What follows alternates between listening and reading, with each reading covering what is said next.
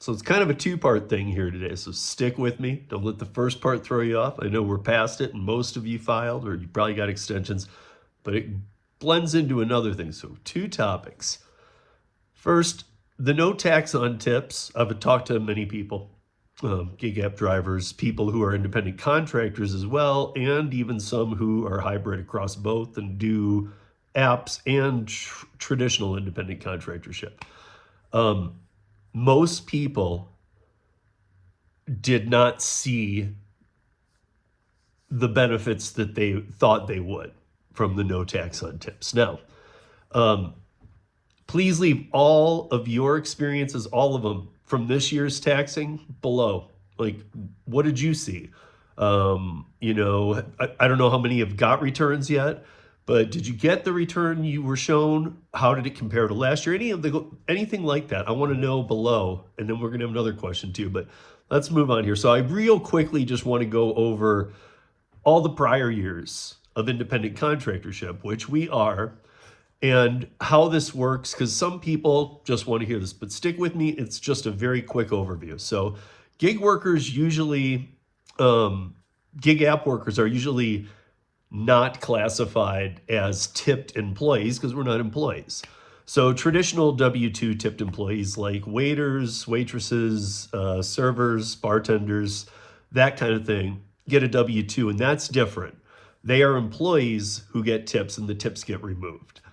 Gig app workers, Uber, DoorDash, etc., are independent contractors.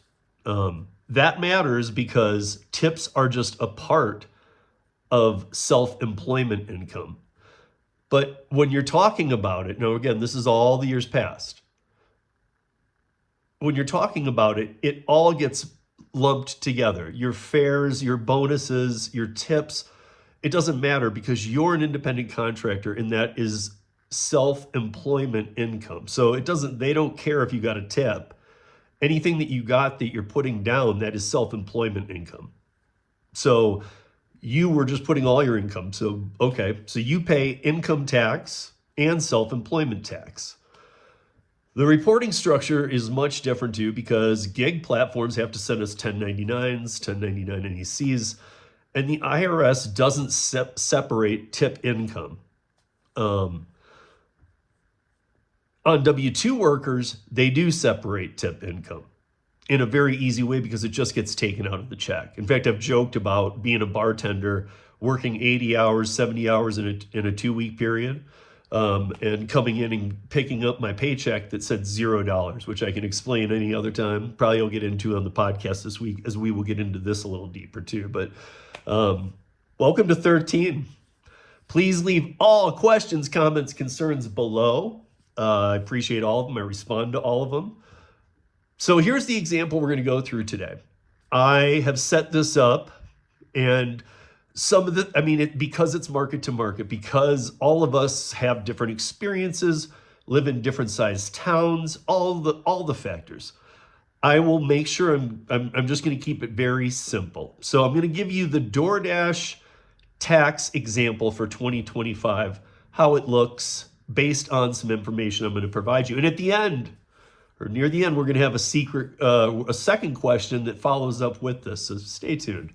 So first of all, let's assume that as a dasher, and this is one of those cases, I'm not debating dash time or dash time, active time, real time. I only use real time myself, but none of this will matter. We're just talking about earnings here. Whether it took you 20 hours or 100 hours in a week, it doesn't matter. I'm going to be just using numbers.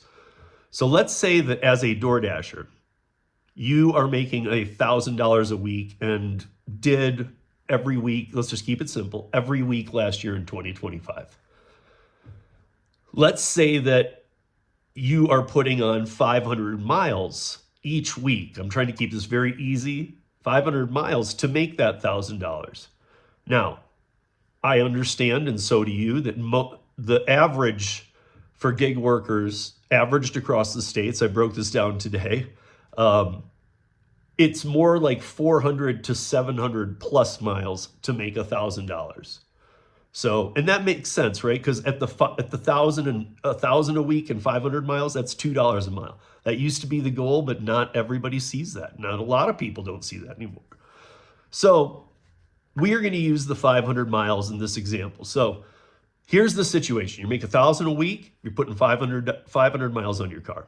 So your earnings are 1,000 a week, 500 miles on the car each week. You work every week. You don't take a vacation. You work every one of the 52 weeks in a year, and this is what you make, that same amount. Again, tweak this how you want, but this is a very simple equation that I'm producing just to show some people some things. So yearly, your income is going to be what? $52,000. 52 weeks, $1,000 a week. At 500 miles a week, you're going to, in the year, put on 26,000 miles that you'll be able to write off for work. So the biggest deduction for gig workers, we all know this, is your mileage. So you're going to, most of us use the standard mileage rate, which filing for 2025 was 70 cents. But now in 2026, it's 72.5 cents. So next year, you'll be filing with 72.5 cents taken off. But let's go with, again, this example, 70 cents, right? So you did 26,000 miles according to our standards so far.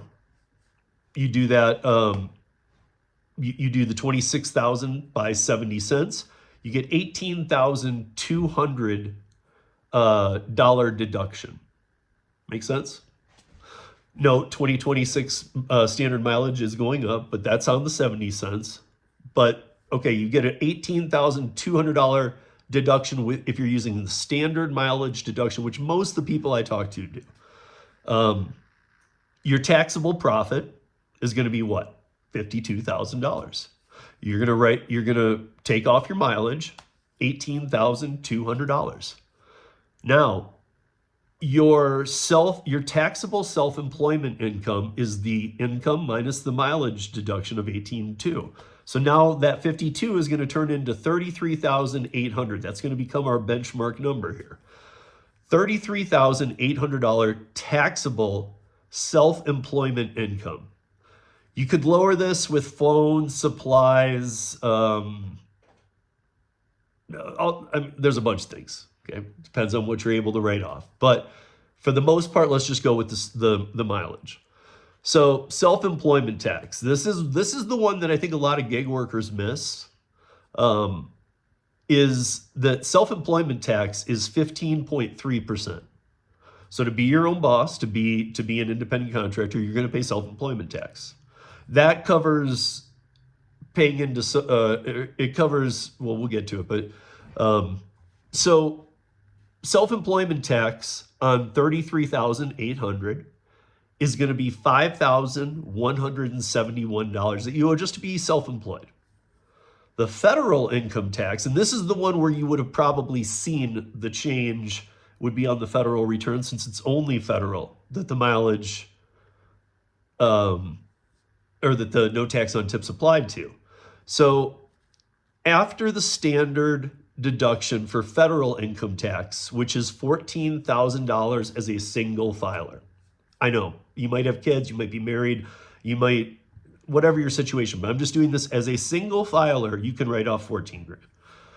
So you're going to take 14 grand as a standard deduction off your federal, and that makes your taxable income on this scenario, 52,000 that turned into 33,800, in a normal year would have been probably $1,700 to $2,200, depending on some other factors having to do with your taxes. So $1,700 to $2,200.